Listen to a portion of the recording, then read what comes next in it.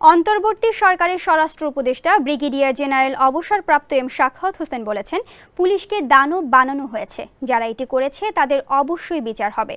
মঙ্গলবার দুপুরে পিলখানার border guard বাংলাদেশের সদর দপ্তরে বাহিনীটির হাসপাতালে চিকিৎসাধীন বিজিবি সদস্যদের খোঁজ খবর নেওয়ার পর সাংবাদিকদের সঙ্গে আলাপকালে একথা বলেন তিনি। পুলিশ খুবই অনুতপ্ত, এদেরকে দানব বানানো হয়েছে যারা। আমি আবার বলছি, we will not leave them. এ সময় তিনি আরও জানান, পুলিশ খুবই অনুতপ্ত।